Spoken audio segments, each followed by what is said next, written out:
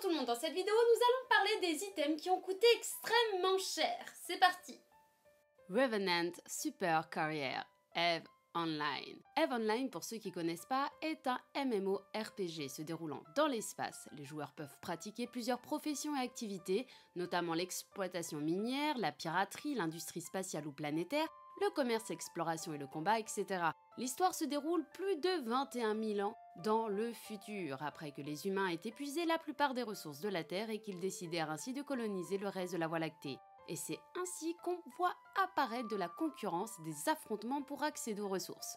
Puis des dizaines de colonies se sont installées dans une autre galaxie après la découverte d'un trou de verre naturel conduisant à une galaxie inexplorée surnommée par la suite New Eden. Mais voilà que le trou de verre s'est effondré et a coupé du reste de l'humanité et des approvisionnements de la Terre les descendants des survivants de New Eden. Ils ont par la suite perdu au fil du temps leurs histoires et leurs connaissances sur leurs origines. Le jeu est magnifique et est très apprécié, et avoir de beaux items dans le jeu est plutôt sympa. Surtout quand cet item est un magnifique vaisseau, le Revenant Super Carrier, qui aurait coûté la somme de 9000 $ de Plex, voire même 11 000 $. Le Plex étant l'argent utilisé dans le jeu. The Zoo, l'elfe rock de World of Warcraft.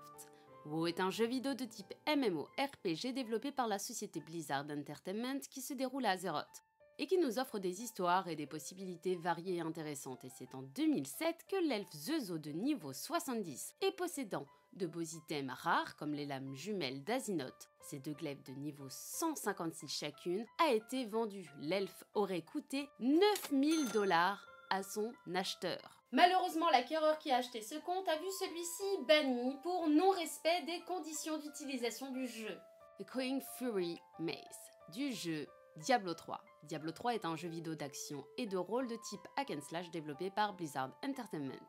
Sorti en 2012, il constitue le 3e opus de la série. Alors que Deckard et sa nièce Léa consultent d'anciens textes qui parlent d'une étrange prophétie, soudain, une mystérieuse étoile tombe du ciel et s'écrase sur la cathédrale, créant un profond cratère dans lequel Deckard disparaît. Un jeu épique qui a eu beaucoup de succès. Diablo 3 organisait de nombreuses ventes aux enchères donnant la possibilité d'échanger des items. Lors d'une vente aux enchères justement, la masse fureur retentissante a été proposée et un premier joueur avait décidé de la laisser pour 250 $, sachant que l'arme avait des stats au top. Mais un autre a augmenté la mise, mettant la transaction à 40 milliards d'or du jeu, soit 14 000 $ environ. Dragon Slaying Sabre de Age of Wulin.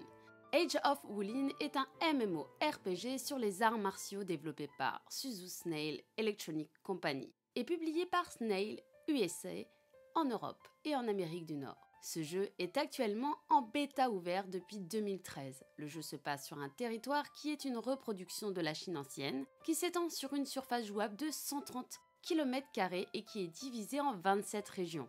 Le jeu est d'une grande beauté grâce à ses merveilleux graphismes et surtout, il est très complet. En 2011, 2 ans avant la parution du jeu, la compagnie a décidé de mettre en vente des items pour les futurs joueurs qui voulaient commencer le jeu avec des objets rares. Et c'est ainsi que le Dragon Slaying Sabre, une arme virtuelle unique, a été vendue pour 100 000 yuan, soit 16 000 $.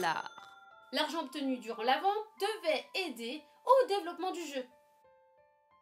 Ethereal Flames Pink War Dog du jeu Dota 2. Dota 2 est un jeu vidéo de type arène de bataille en ligne multijoueur développé et édité par Valve Corporation avec l'aide de certains des créateurs du jeu d'origine, sorti en juillet 2013. Dota 2 reprend les personnages et factions du mode originel de Defense of the Ancients ainsi que les mécanismes du jeu. Ainsi, 2 équipes, le Radiant et le Dir, composées de 5 joueurs, chacun contrôlant un héros, s'y opposent dans l'objectif de détruire la structure des ennemis, appelée l'Ancient.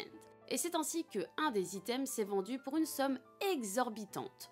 Son nom, Ethereal Flames Pink War Dog. Ce chien de guerre aux flammes roses est un coursier, utilisé pour transporter des objets de votre équipe à votre base ainsi que de la base à votre équipe. Le chien de guerre est le type le plus recherché. La flamme éthérée est l'effet le plus recherché aussi. Et la nuance de rose est également très recherchée, donc cette combinaison le rend extrêmement rare et unique en son genre. Il n'en existerait que 4 de cette sorte. Et l'un a été vendu donc pour 38 000 $.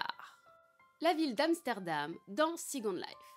Second Life est un univers virtuel en 3D sorti en 2003. Ce logiciel gratuit permet à ses joueurs d'incarner des personnages virtuels dans un monde créé par les résidents eux-mêmes.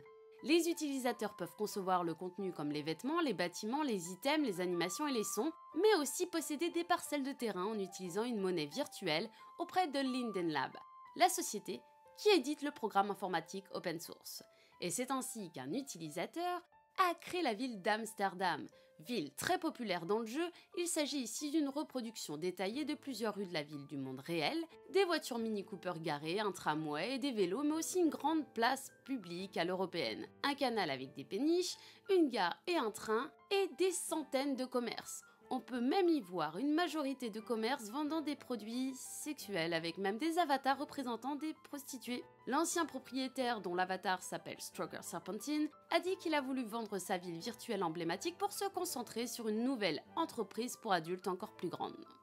La ville a été vendue pour 50 000 $. Une sacrée somme d'argent.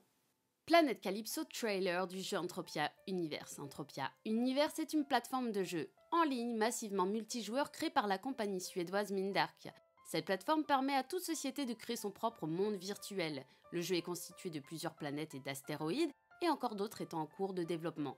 Ainsi, plusieurs serveurs s'occupent de chaque planète en se répartissant les parcelles de terrain, ce qui permet aux utilisateurs d'être toujours réunis et les font passer d'un serveur à un autre sans même s'en rendre compte. Ce jeu est un jeu dont l'histoire se base dans un univers futuriste. En effet, votre vaisseau se crache sur une planète et vous devez la coloniser.